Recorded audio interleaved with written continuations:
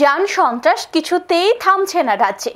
যাত্রীবাহী টমটমের ধাক্কায় গুরুতরভাবে আহত হলো এক ব্যক্তি। আহত ব্যক্তি দমকল বাহিনীর এক কর্মী। তিনি যখন বাড়ি থেকে অফিসে যাচ্ছিলেন তখনই তার সাথে ঘটে এই দুর্ঘটনা। সে প্রেমতলা ফায়ার স্টেশনে কর্মরত ছিল। আহত ব্যক্তির নাম সমীরণ নম। শনিবার তার সাথে সেই দুর্ঘটনাটি সংঘটিত হয়েছে। তিনি যখন স্কুটি নিয়ে বাড়ি থেকে তার কাজের উদ্দেশ্যে যাচ্ছিল, ঠিক তখনই তার স্কুটিতে ধাক্কা মারে যাত্রীবাহী টমটমটি। এতে গুরুতরভাবে আহত হয় সমীরণ নম। স্থানীয়রা ঘটনাটি প্রত্যক্ষ করে প্রেমতলা দমকল বাহিনীর কর্মীদের খবর দেয়। দমকল বাহিনীর কর্মীরা আহত সমীরণ নমকে উদ্ধার করে কদমতলা সামাজিক স্বাস্থ্য কেন্দ্রে নিয়ে আসে এবং সেখান থেকে তাকে উন্নত চিকিৎসার জন্য ধর্মনগর জেলা হাসপাতালে রেফার করে দেন কর্তব্যরত চিকিৎসকরা। আমরা এই মুহূর্তে দমকল বাহিনীর কর্মীর কি বক্তব্য সেটা শোনাবো একবার।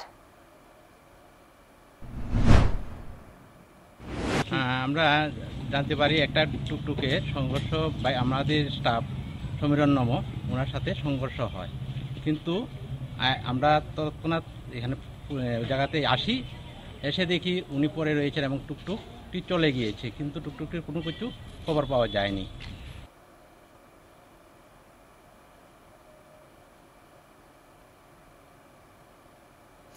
বর্তমানে ধর্মনগর জেলা হাসপাতালে সে চিকিৎসাধীন রয়েছে।